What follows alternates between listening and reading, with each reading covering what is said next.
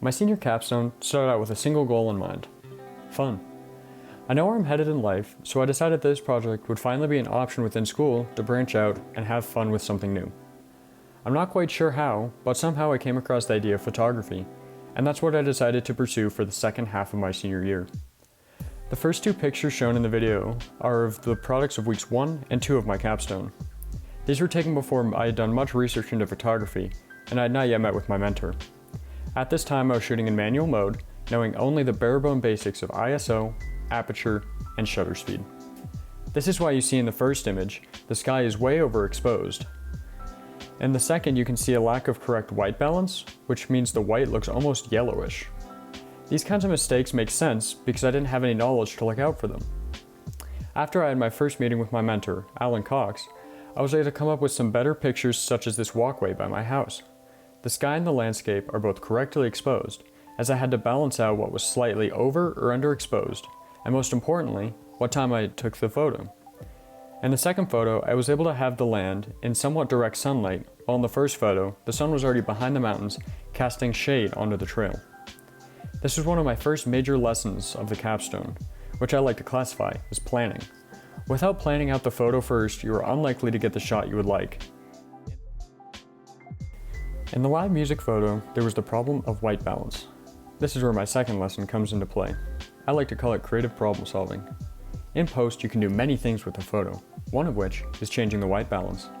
In the second set of live music photos, the colors are significantly more accurate and look as you would expect. This was all done with the help of my mentor, of course. When in-person meetings could not take place, most of my technical learnings with the camera had to be self-taught through research, so during the meetings, many post-production discussions were had. Alan and I went through these last few photos and discussed the best plan of action. Sometimes, the best plan of action would even to be able to put it in black and white, as color corrections could not be made.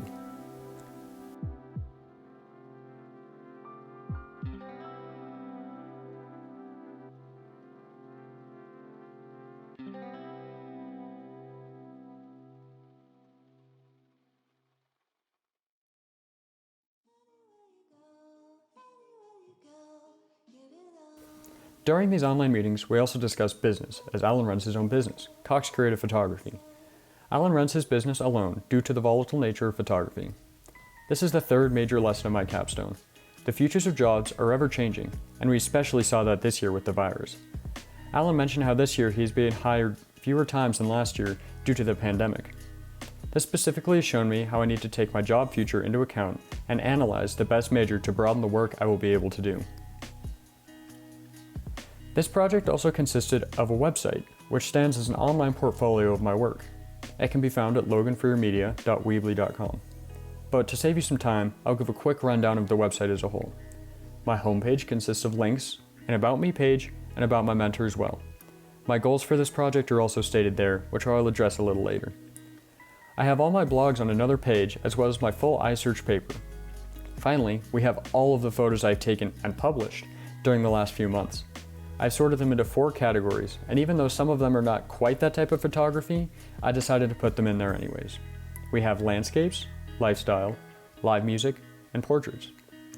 One of my favorite shots I took was a composite of the interstate, about 15 minutes away from my house. A composite is 2 shots which are blended together to create a shot that would be difficult to take in one. It is also a long exposure shot, which causes the light trails from the headlights and taillights of the cars. The composite was made up of 1 shot of the mountains, which was correctly exposed, and 1 shot of the cars and road, which was also correctly exposed. I then blended these 2 together to make sure everything was correctly exposed. This would have also been a solution to the first landscape shot I showed, where the sky was way too overexposed. Throughout the project, I also went a lot into depth about time management, and planning within that as a method of management. During the project, I had school during the morning golden hour, and soccer or work during the evening golden hour. This caused me to miss arguably the best time to take photos during the day. I also had to work around weather on the days I had time, which often forced me to take less photos than I would prefer in a given week. My solution to this was to get as close to golden hour as possible and face away from the sun. While it is not close to the effect you'll get in golden hour, it's the best I could do. This video now is what it would look like at golden hour.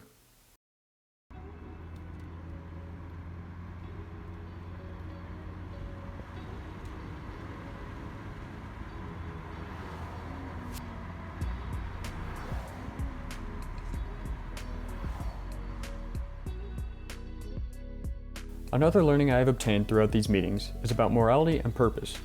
Alan and I went into depth during one of these meetings about how and what a photographer should edit. The photographer must ask themselves, does it add or take away from the overall photo? Does it capture the person for who they are, or are you changing the person? For example, acne is often temporary and scarce.